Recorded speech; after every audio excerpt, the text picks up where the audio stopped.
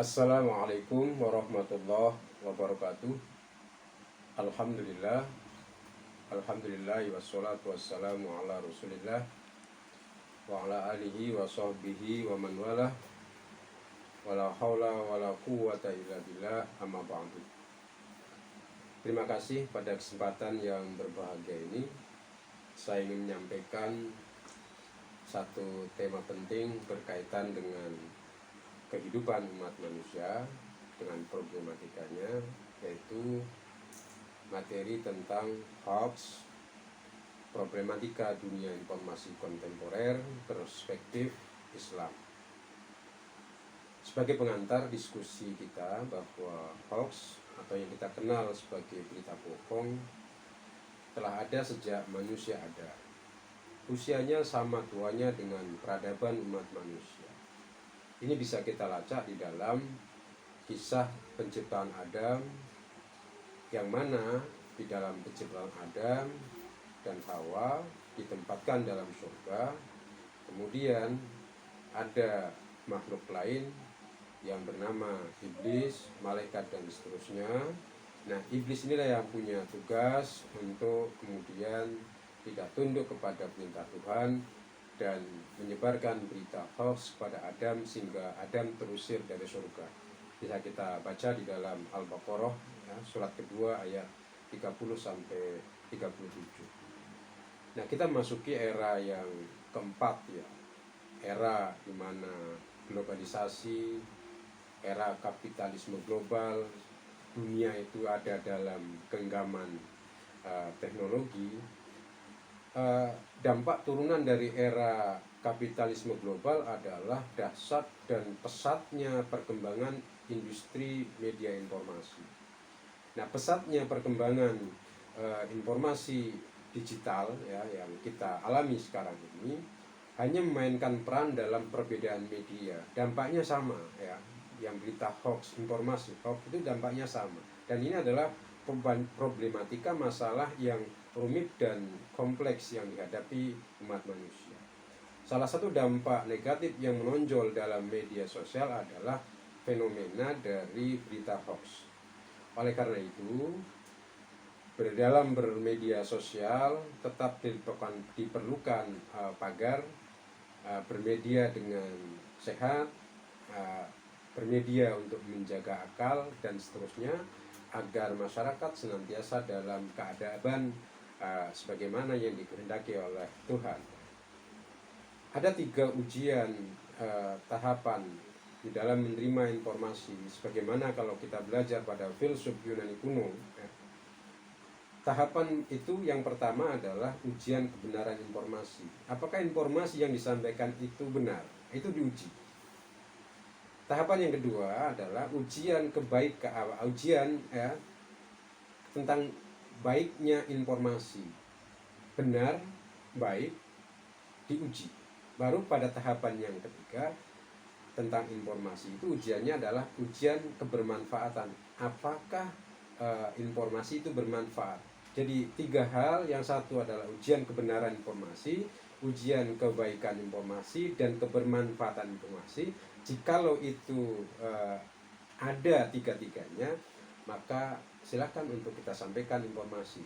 Ini Socrates menerima informasi melalui 3 tahapan ini. Kalau dia benar, dia baik, dia bermanfaat, sampaikan informasi itu. Nah, berikutnya saya kira bahwa ada fase perkembangan informasi. Ada 4 fase. Fase kuno, fase tradisional, fase modern, dan postmodern. Kita hidup di dalam fase yang keempat. Tetapi teknologi informasi dari fase kuno, tradisional, modern, dan postmodern ini berkolaborasi, menyatu menjadi satu. Misal dalam penyampaian teknologi informasi di fase perkembangan informasi yang kuno, itu dengan tanda dan simbol. Sekarang masih dipakai tanda dan simbol. Mana rame di simbol tentang mural ya, not fun, Jokowi not fun misalnya. Itu kan viral, itu simbol. Atau di dinding-dinding di kota-kota besar kita bisa lihat itu. Itu penyampaian teknologi informasi yang diam. Ini biasanya di dinding, di gua, di batu dan seterusnya. Ada yang kedua, teknologi penyampaian yang secara tradisional, tatap muka, lisan. Kalaupun misalnya menggunakan alat itu masih sederhana, itu cenderung masuk kepada fase tradisional. Fase modern, di mana mulai masuk penyampaian informasi pada media informasi melalui radio dan TV, itu era awal abad ke-20 ya. Mulai dari 1910, 1930 ya, kita mengalami fase penyampaian informasi TV dan radio. Sekarang pun masih. Yang postmodern, dominasi penyampaian teknologi informasi dengan media internet. Semua orang kemudian masuk di media internet yang kemudian kita kenal dengan era media dunia maya ya, media sosial itu. Dampaknya juga sangat luar biasa. Kemudian berikutnya yang ingin kita sampaikan bahwa problematika dunia informasi kontemporer, ada data yang diperoleh dari survei Asosiasi Penyelenggara Jaringan Internet Indonesia. Ini tahun 2017 ya. Data menyampaikan bahwa penduduk Indonesia atau 137,3 juta penduduk Indonesia telah terhubung dengan internet. Luar biasa. Di tahun 2020-2021 lebih dari itu tentu ya. Nah, maka ada dampak ya, masalah yang dihadapi dalam dunia informasi kontemporer. Pertama, masalah ujaran kebencian dan berita hoax. Ini masalah yang cukup besar ya dalam problematika dunia informasi kontemporer. Yang kedua adalah masalah dalam konteks keagamaan. Praktek informasi melalui media sosial menjadi wadah bagi sikap intoleransi dan radikalisme. Problematika yang berikutnya, yang ketiga, adalah masalah yang menonjol dalam era informasi adalah tiada terikatnya interaksi dalam ruang dan waktu. Budaya virtual kultur. Kita hidup di dalam dunia nyata, tetapi kita kemudian berada di dunia maya dan itu nyata. Yang keempat adalah sikap paradokisme yang menyeret khalayak manusia dalam pengasingan diri atau teralienasi dari dunianya. Kita bisa merasakan di dalam kehidupan kita hidup yang sering teralienasi akibat dari perkembangan teknologi yang begitu luar biasa. Nah, yang berikutnya bahwa problematika informasi kontemporer bisa kita sebutkan ada 7 ya yang kontemporer. Yang pertama berkaitan dengan media sosial, WhatsApp, Facebook, Twitter, Instagram, dan lainnya adalah media yang mainstream yang digunakan oleh kita dewasa ini. Problemnya dalam bermedia sosial, setiap orang memiliki akun medsos harus cermat mempertimbangkan setiap komentar ataupun postingan yang akan dibagikan. Apakah itu bernilai positif atau sebaliknya, baik di lini masanya sendiri maupun di grup-grup komunitas. Diperlukan etika, rambu dalam bermedsos. Ini disebut dengan pagar, agar kita selamat dari keadaban. Problem informasi kontemporer yang kedua adalah agitasi provokasi. Agitasi tindakan menghasut untuk melakukan kegaduhan sosial. Dalam jangka panjang menimbulkan permusuhan, sedangkan provokasi tindakan memancing emosi orang agar terlibat dalam pembuatan melanggar hukum atau merugikan orang lain juga tidak dibenarkan dalam Islam. Ini problem kedua dari informasi kontemporer. Yang ketiga adalah berkaitan dengan cyber army, kegiatan membentuk opini publik. Problemnya adalah jika pasukan siber digunakan untuk tujuan yang jahat, menyebarkan berita hoax, permusuhan, dan hal lain yang tidak diperbolehkan norma agama atau norma-norma lain, tentu ini sangat berbahaya. Tapi sebaliknya, jika siber ini digunakan untuk tujuan yang baik, maka luar biasa juga hasilnya. Itu problemnya. Yang keempat, hoax. Problem tentang hoax. Hoax mengandung kebohongan dengan memanipulasi dan memodifikasi informasi. Realitas menunjukkan hoax mudah tersebar. Kita di dalam kehidupan sehari, satu orang bisa,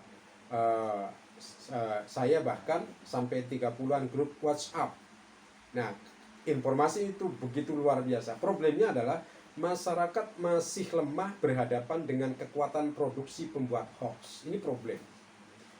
Problem berikutnya yang kelima tentang informasi kontemporer adalah propaganda. Ya, propaganda sebagai sarana penyebaran pesan, berita, dan lain-lain. Prakteknya propaganda menjadi alat manipulatif negatif campaign yang efektif untuk mengkonstruk pikiran ataupun opini orang agar sesuai dengan harapan dari pelaku. Itu propaganda, problem. Yang keenam, problematika informasi kontemporer berkaitan dengan advertorial, berita inti. Problemnya banyak advertorial yang kurang memperhatikan nilai-nilai toleransi, pencitraan yang berlebihan, berbau pornografi, dan menyinggung masalah SARA. Ini problem advertorial. Kadang media menjadi media partisan. Ini problem. Yang ketujuh, problem informasi kontemporer adalah masalah buzzer. Kita bisa mengenal ada buzzer RP. Nah, di Pilpres kemarin luar biasa. Salah satu istilah yang dipakai dalam dunia media sosial untuk menyebut akun-akun aktivitas buzzer di media sosial, ciri khasnya adalah intensitasnya begitu tinggi. Cenderung mengadu domba, provokatif, dan menjadikan informasi berisi hoax, hibah, fitnah, namimah, bullying, ya, aib, gosip, dan hal lain sebagai profesi untuk memperoleh keuntungan baik ekonomi maupun non-ekonomi merupakan hal yang haram dan terlarang. Maka yang terbaik dalam hal ini adalah di dalam menyampaikan problem-problem ini adalah problem kita bersama. Maka sekali lagi perlu ada pagar rambu-rambu di dalam kehidupan, pendampingan, pencerahan dengan menyaring informasi secara benar. Saya kira perlu dijadikan edukasi, penguatan, pendampingan di masyarakat. Ada tugas kita semua bersama untuk memagari dengan pagar-pagar yang baik. Saya kira ini yang bisa kita sampaikan. Terima kasih. Assalamualaikum warahmatullahi wabarakatuh.